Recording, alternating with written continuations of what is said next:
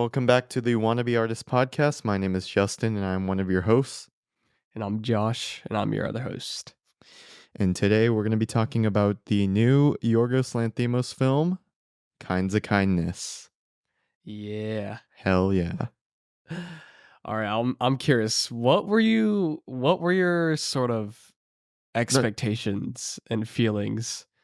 Wait, what? Were you gonna say something? Oh no, keep going, No, sorry. what were your expectations for this before it came?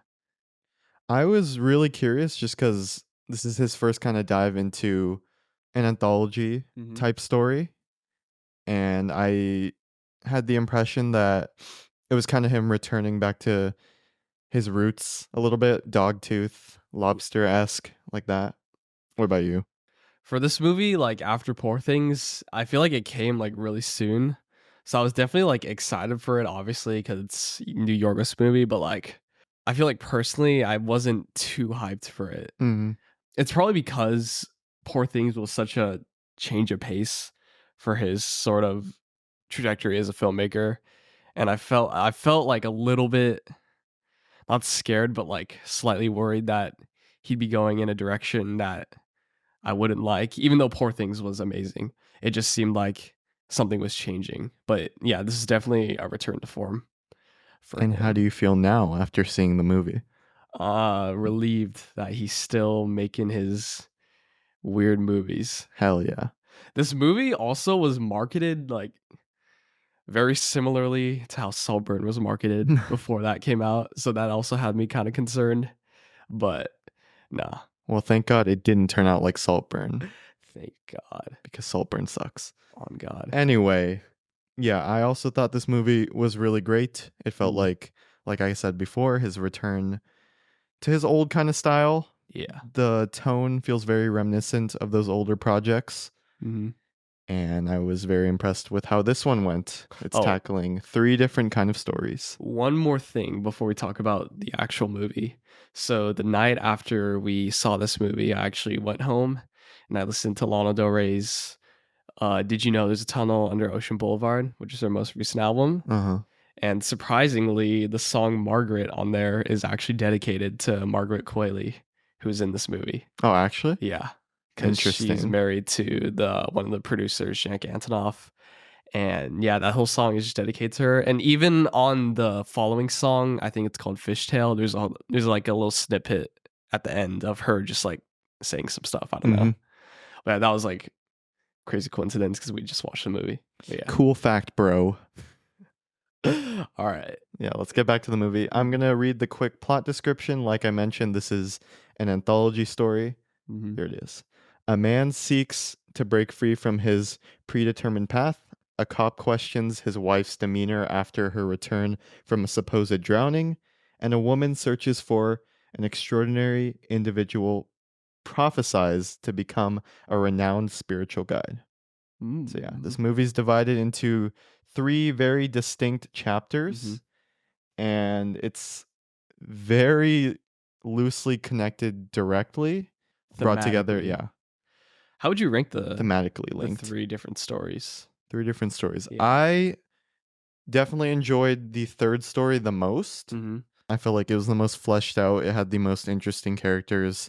Yeah. And then honestly, I'd probably go backwards. Like the second story would be my second favorite, and then the first one would be my least favorite. But not to say that any of them were bad. I enjoyed all of them. Yeah, for me, I guess saying it worst to best, but worst in huge quotations because all these stories are really good. I would say the first one was my least favorite, and then the third one was in the middle, and then the second was my favorite.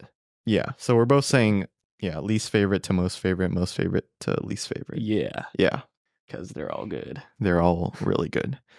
Yeah. So they're all thematically linked. I'd say the biggest theme is about intimacy and the different kinds of shapes and forms it can take. Mm-hmm. And it's something that Yorgos has sort of touched on before, especially in the movie The Lobster. Yeah.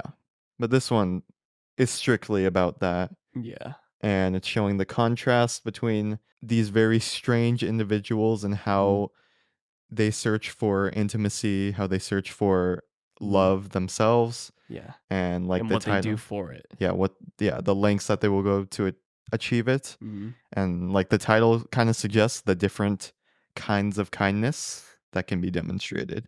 I remember before this movie came out, when we were talking about it in an earlier episode, I didn't get to say this, but I was gonna say that I was sort of hypothesizing that this would be like a really optimistic movie, Mm-hmm.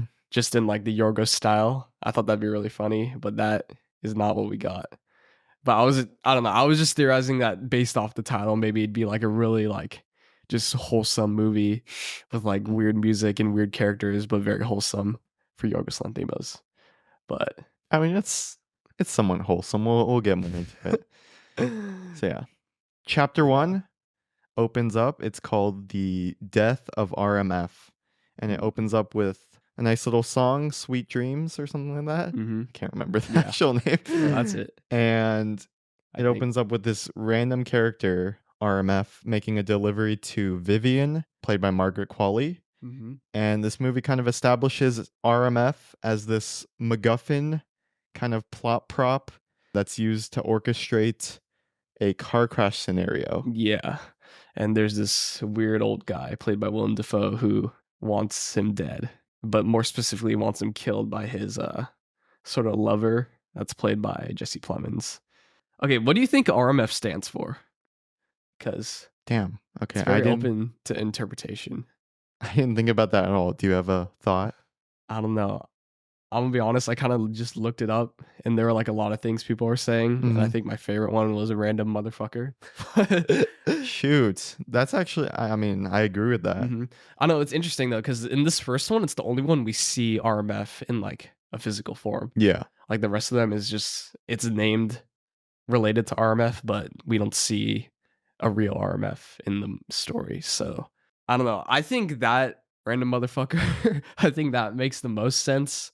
I guess in the context of this, because he kind of is that. He kind of just solely exists as a plot device, not Yeah, because really to be a character. as a character, he really doesn't matter. Mm-hmm. And now that I'm thinking about it, I feel like he's kind of maybe a commentary on these anthology stories having some character or like device that connects everything. Yeah. And it just kind of uses that to almost parody it.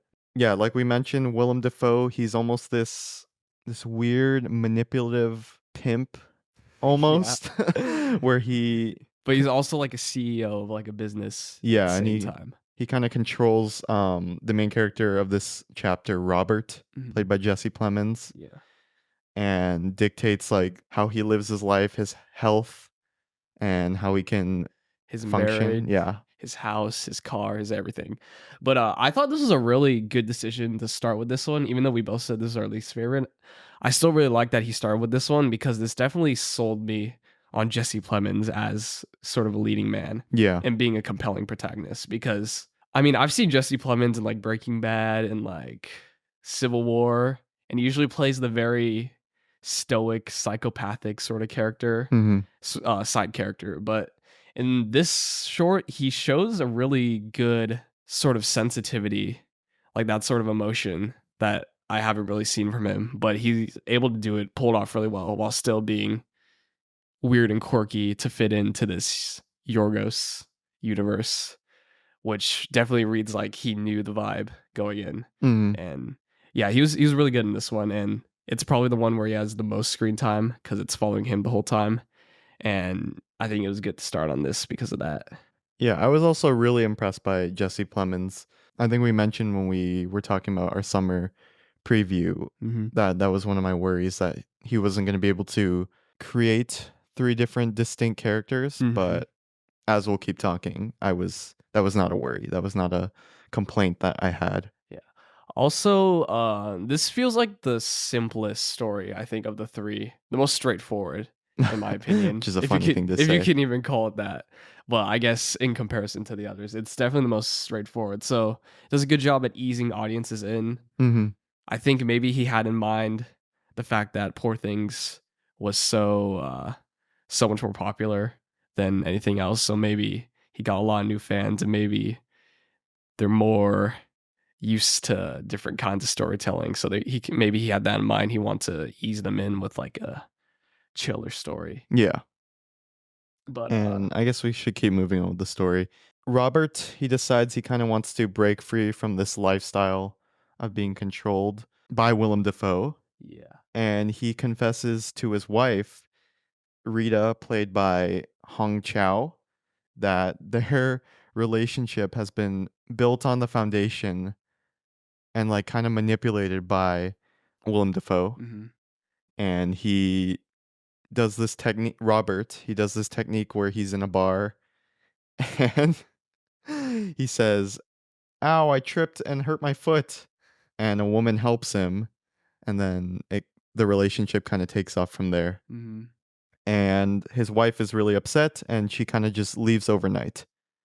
Just leaves the whole story. Never Yeah, see her again. yeah, we don't see her again. And at this point, Willem Dafoe, He's like broken up with him. yeah, he breaks up with him, and now Basically. Jesse Plemons, Uh, Robert, has he to he prove his he loyalty. kind of goes on a downward spiral though. Yeah. And that's also something I really missed in Yorgos movies because Poor Things was all about like discovery. Like Mm-hmm. I like a good Yorgos movie like Killing of a Sacred Deer where you just see a man break down completely because of some otherworldly situation. Well, I guess in this case it's a old man pimp. Yeah. Yeah, I mean, I think a scene that stood out to me the most was when he told Willem Dafoe that he didn't want to do the car crash and kill the Mm-hmm. man because just the things that Willem Dafoe's character was saying just felt so manipulative and like gaslighting. Yeah. It just felt like literally like classic manipulation techniques like you don't love me anymore and that kind of stuff. And then later down the line he eventually gets replaced by Emma Stone's character. That's right. Yeah. I really enjoyed this because I'm a huge fan of these very bizarre intimate relationships, Mhm. and this dynamic is hilarious that they have going Yeah. on where he's being controlled in every aspect of his life. I think Yeah. that's really interesting. Mhm. And I feel like his Willem Dafoe's character, his obsession with like doing things right, like over and over until it's done. I guess to me that sort of represents his sort of narcissism Yeah. and how like a narcissist has everyone live around them, not with them, Mhm. and that sort of thing. What do you think Margaret Qualley's character fit into this? How do you think she fit into this? How do I think she fit into Yeah. this? Because I was thinking about this for a while. I think her place is like Mm. just as the very complacent housewife Mm-hmm. and someone who just doesn't really question Willem Dafoe Mm-hmm. and just kind of goes along with it. She's Yeah. very loyal. She's almost like Yeah. a, no, I don't want to say like piece of meat, but like she just does whatever she's Like, told by like Willem Dafoe. I thought about this for a while, and I kind of came to the conclusion that she's sort of this like, you know, in Harry Potter where there's like the mirror, and like when you look into the mirror, you see like what you like most desire. Like it's in the first movie. Yes, I know what you're Okay, yeah. talking about. So she's Also, like I that. don't give a fuck about Harry Potter, so No, you were lucky with that. it's in the first movie. I know you've seen it, but I think she's kind of like that for Jesse Plemons' character, where she's kind of this representation of like the relationship in a perfect sort of scenario where he's sort of complacent, but he's guaranteed to have his love and Uh-huh. affection like 24/7 always, no matter what. Yeah. The climax of this segment was interesting. Mhm. He eventually does the deed, gives in, and runs over RMF. I thought that was hilarious. I was dying. The way he breaks Yeah. into the hospital, he lures one of the doctors Oh, yeah. into the bathroom like And there's that one like fat kid that like just sees him walk in with the doctor and then walk out with the doctor's like uniform. yeah, with the clothes on. He breaks RMF out of the hospital Mhm. and then sets him out on the street and then gets in his car and runs him over. Over and over. Yeah. The effects, like the blood effects are really good because like he Oh like yeah. runs him over once and then you kind of see like it's not instant impact, but you see it, it's more realistic. You kind of just see like the blood come out Yeah. and you hear like the effects and stuff.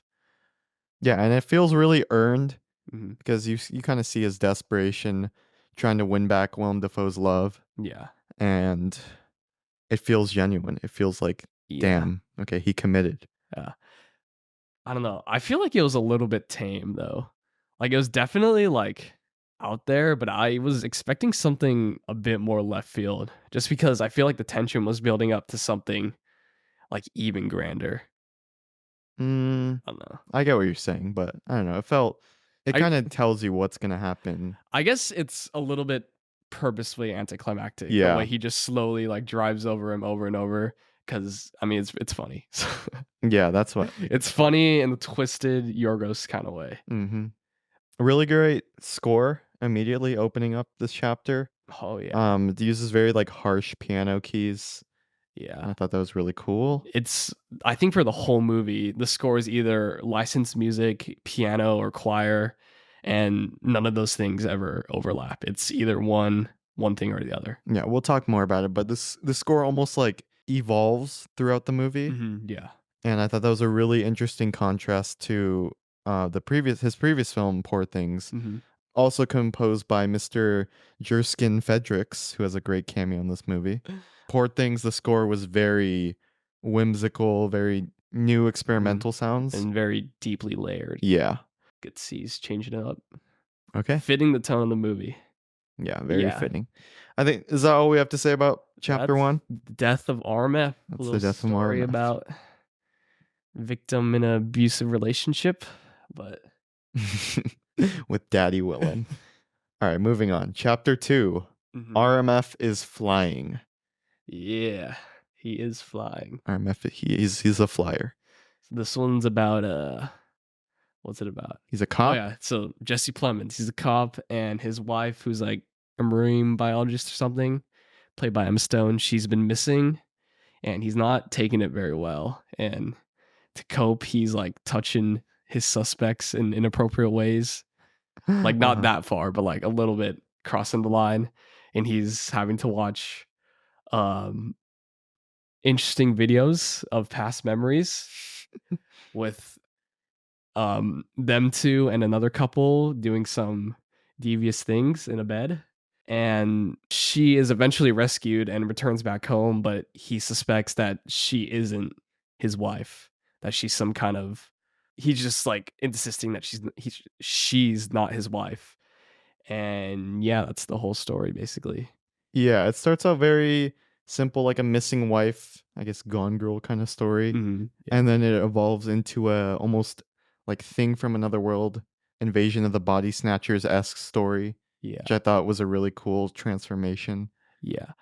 I think it was really clever in its presentation of sort of keeping you in this paranoid state where you don't know for sure if Emma Stone's character is actually the the wife. But I think this works to almost trick the audience into believing that she's the villain Mhm. when in reality we have Jesse Plemons' character who's like asking her to cut off limbs and feed it to him and that kind of stuff. Yeah. And we're so like into the mystery that we don't even realize like what he's doing is so messed up. We're just like we just need to know like whether or not that if she's real or not. Yeah. And yeah. Yeah, I really like that self-mutilation aspect of it. Oh yeah. Kind of hard to watch. Yeah, it's pretty intense, but I like that it goes to that level. Yeah, I It's don't know very what it is intense. about fingers getting cut off. It's just like it's too crunchy. Like it makes me like it's like a carrot. Nah, that's not the worst. I don't know. I Not the feel like worst. yeah. I I mean, feel like yeah, after definitely you not. watch so many Saw movies, Oh yeah. you gotta get used to limbs being chopped off. It's really like throats that do it for me. Yeah. I thought this section had the most comedic moments. I feel like it kind of had a turn. I feel like the first half was very comedic, Mhm. starting with his whole interaction with this suspect and then him wanting to watch the video of uh of the foursome they have with this other couple. Yeah, they're almost in a I guess not poly relationship, but they definitely have a open sexual relationship with this other couple, Mhm. played by Margaret Qualley and shit, I'm gonna have to do this name. Mahmouda Athi, who Good. Good pronunciation. thank you. Who you might know him from Elemental, where he fucking sucks in that movie. but I liked him in this Chill. movie, dude. Yeah, he was good in this movie. Yeah. Elemental, not a great movie. Yeah. We could talk about that another day. But yeah. I thought this was hilarious too. Mhm. They show their kind of sex tape they made Mhm. where they're both switching partners and just like blowing them out from the back. And the way it was presented, it just like it comes out of nowhere. Is so Yeah. awkward, but, like, in the most hilarious way possible. I thought the scene where, he's having his biggest breakdown when Emma Stone's character is still missing, where he shoots the random guy's hand off. Yeah. I thought that scene was also kind of funny in a sadistic way. Oh I don't know. yeah. The chaos of it just reminded me of the first, like, half hour of Beau is Afraid, like, that sort of energy. Also, like, the way the camera was moving and everything. I thought that scene was pretty funny too. Yeah, this is all It's classic also messed up, but classic Yorgos dark humor, and I love it. It's yeah. awesome. I think that this story in particular, regarding its themes, is about sort of how an abuser will sort of do these mental gymnastics to justify their actions, Yeah. and to a point where they themselves believe the bullshit that they're telling themselves. Mhm. And that's justifying the horrible things that they sort of put their partner through. And I think his insistent not demand, but sort of cry to watch the video of the foursome kind of shows that he didn't really value the real things about their relationship. He only valued the superficial things. Cause like any Mm. normal person would just look at a photo or like a normal video of their partner. They wouldn't want to watch that when their partners are missing. Okay, Yeah. maybe they would, but like not just that, you know. Yeah, with that kind of four-way sex relationship, Mm-hmm. it kinda gives the implication that there's a lot happening that isn't on screen. Mm-hmm. Like, you kind of feel that weight, which I Yeah. thought was a really effective choice. Yeah. And at the same time, when we get the reveal that this Emma Stone Mm-hmm.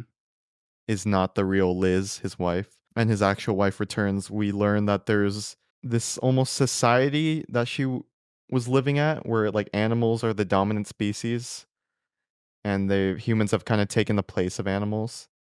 Mm. Yeah, and she was like forced to eat Oh, chocolate. wait, so was that real? That whole sequence? I thought that was like Interpretable? interpret, yeah. Because I just saw that as some sort of I saw that more as a sort of metaphor for just what someone stuck in an abusive relationship sort of what their mindset is. Because like she said, I think what she said was it's better to have like I don't know, I'm just gonna paraphrase it. She's saying basically like it's better to have bad food but food on the table than good food every once in a while.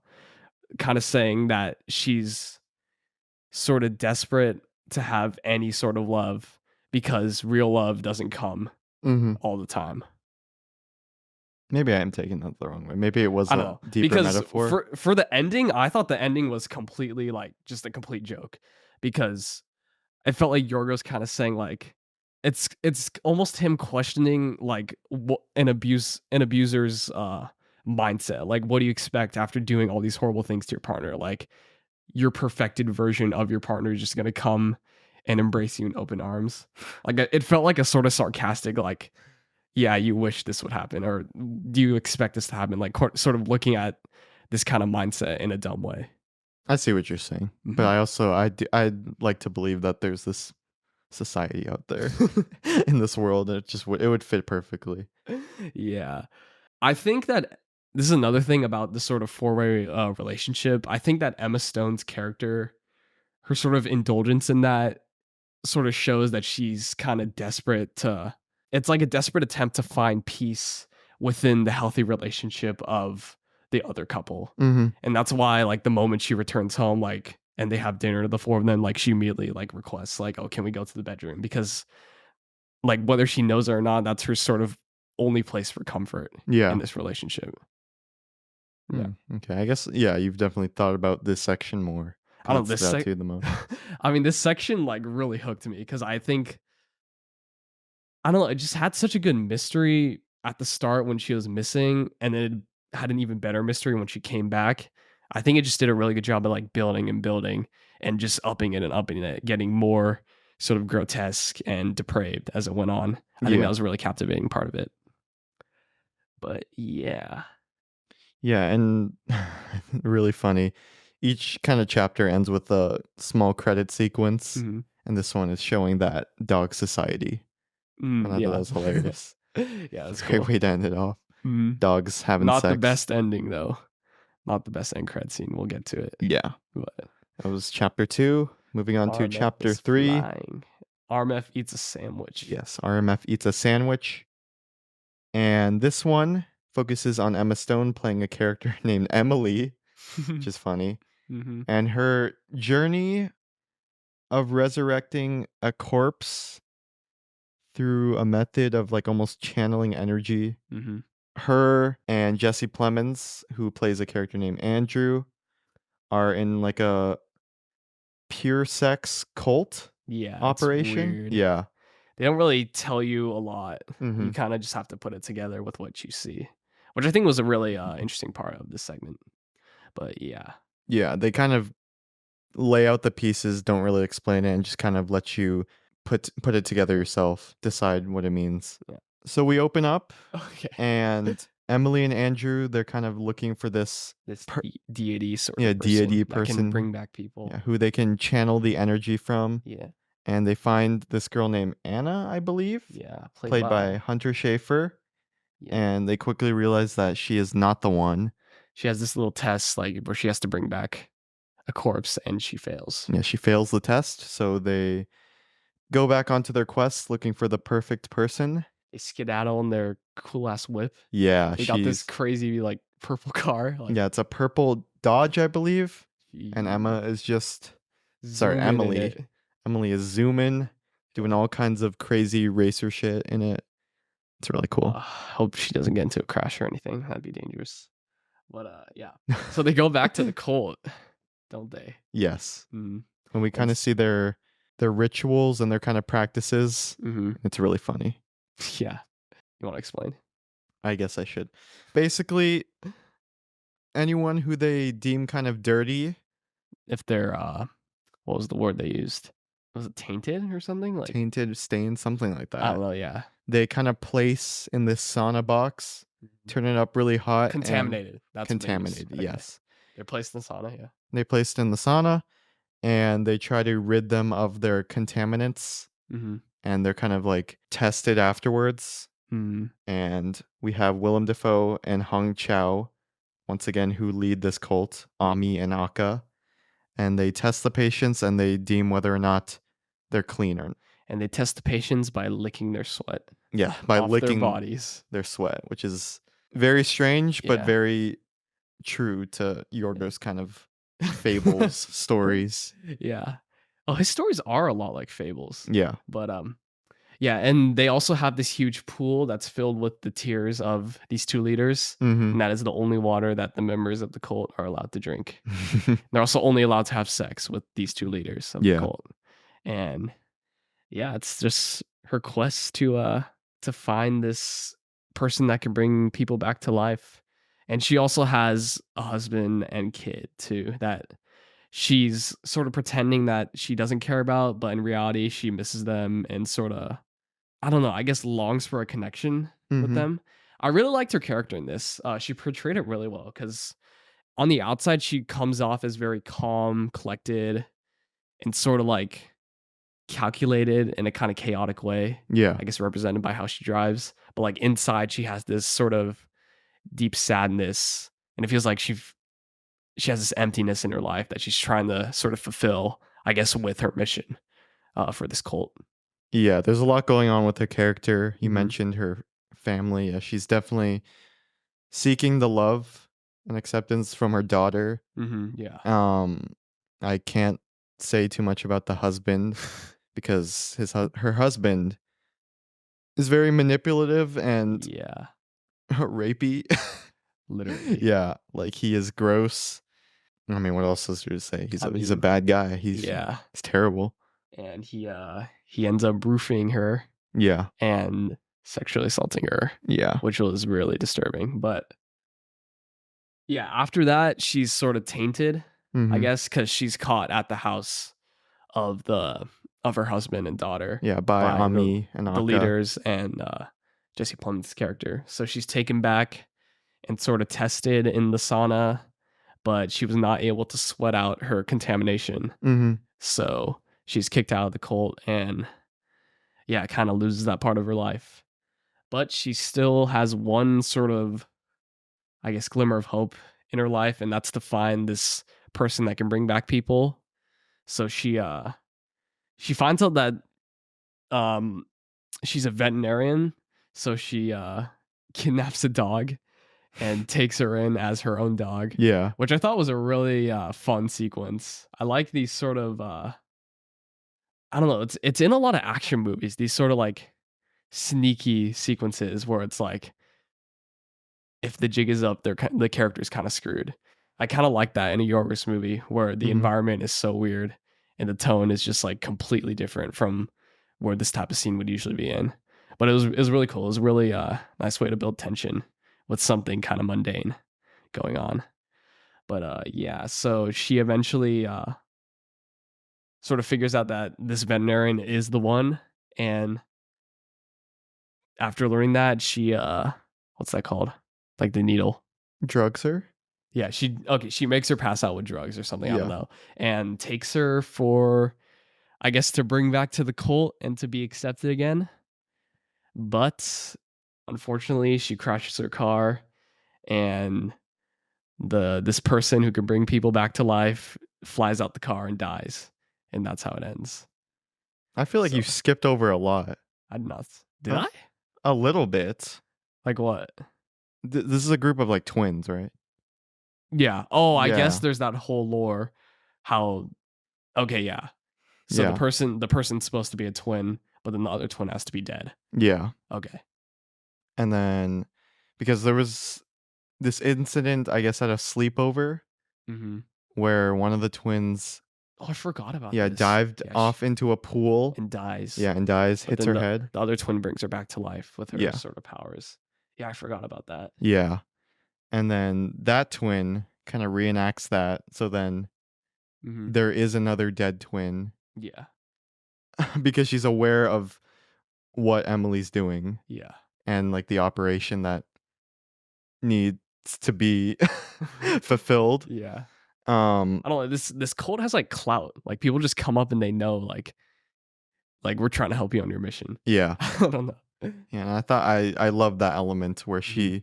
she finds that twin and she just jumps into the pool head first. It's Yeah. like, "You know what? Here we go. Yeah. This is your last piece." And yeah, she's able to fulfill the ritual. And yeah. But it was all for nothing. Yeah.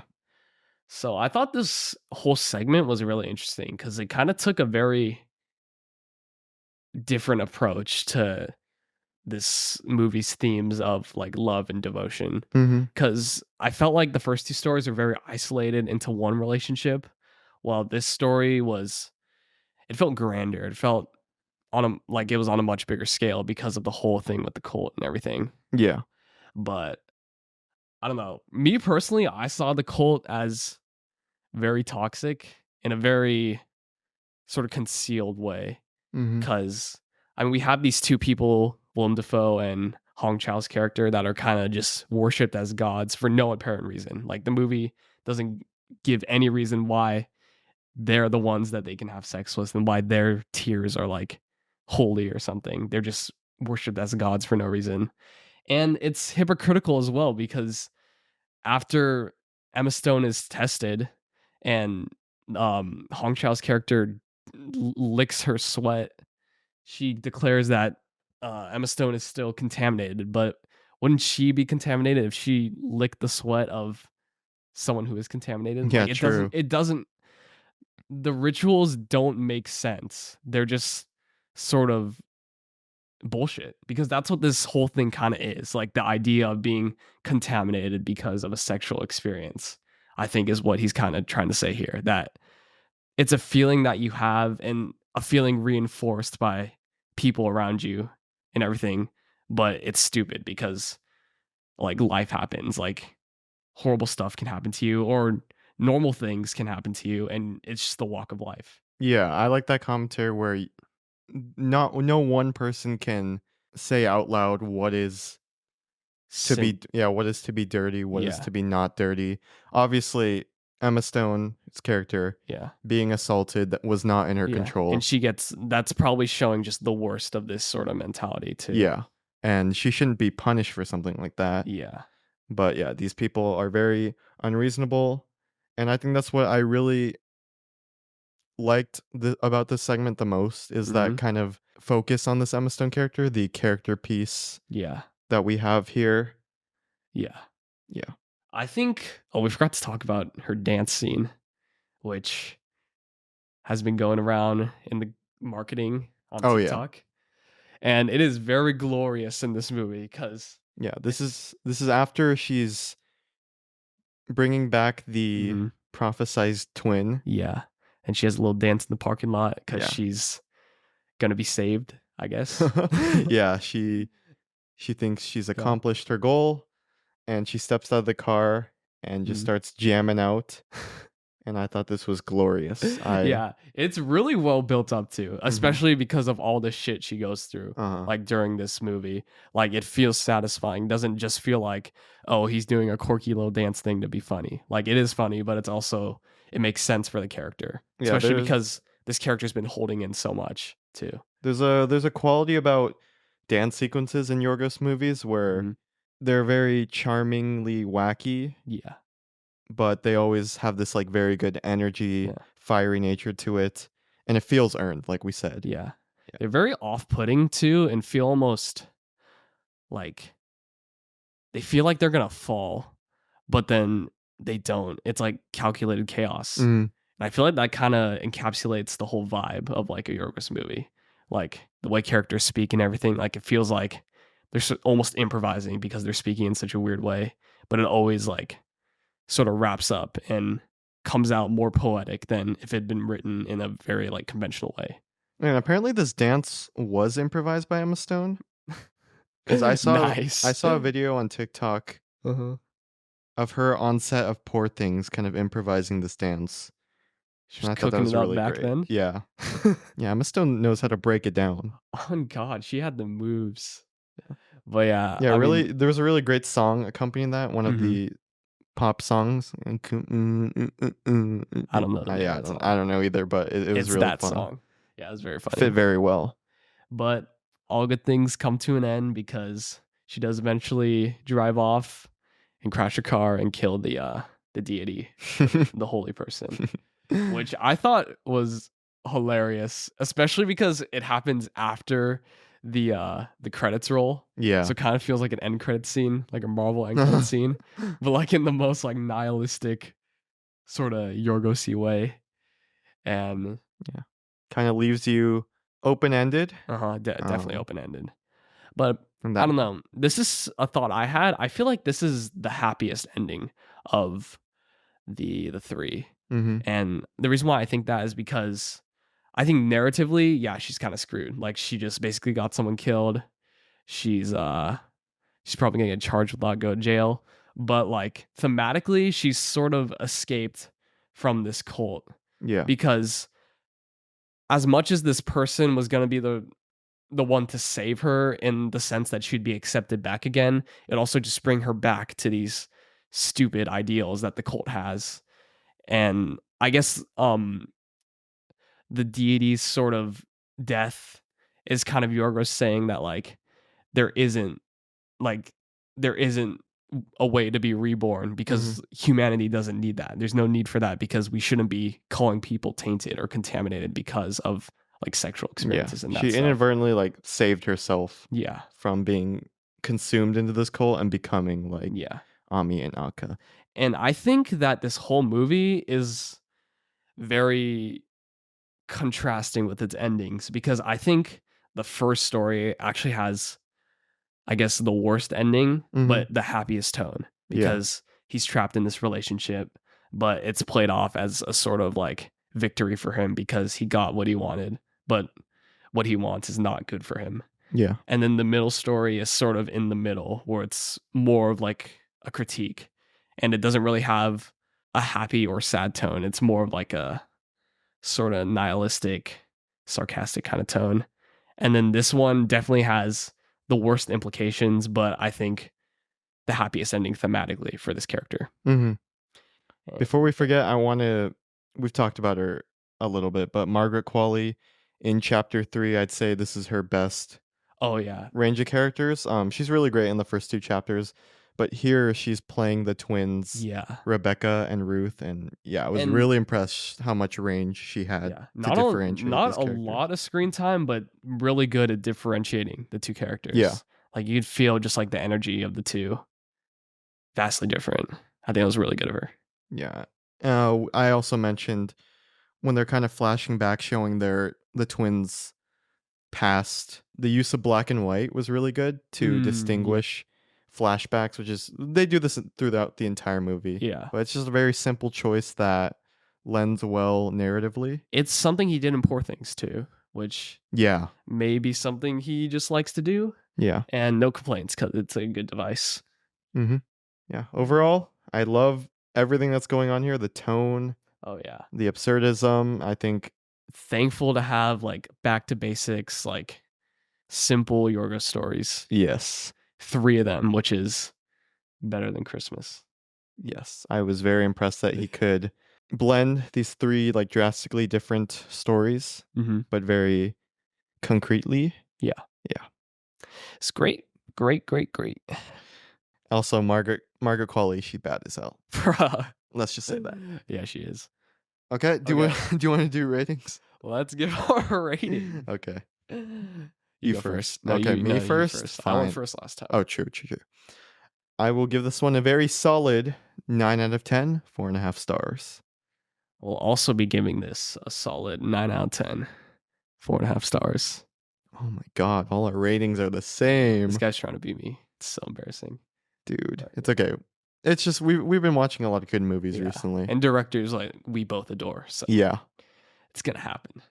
Pointed this out to you, but it seems like there's another movie to fit this unintentional trilogy. Because I feel like The Lobster, yeah. Sacred Deer, and The Favorite feel like Sort of a distinct. trilogy, yeah. And then this one, this it's one, gonna Poor be Things, and maybe the next one, Kindness, Begonia. Begonia, which is coming out next year. Yeah. Yeah. If the podcast is still going, we'll talk about that one, but we'll see about that. Hell yeah. And we're back very quickly to give a recommendation for the next episode. Today's recommendation will come from Joshua.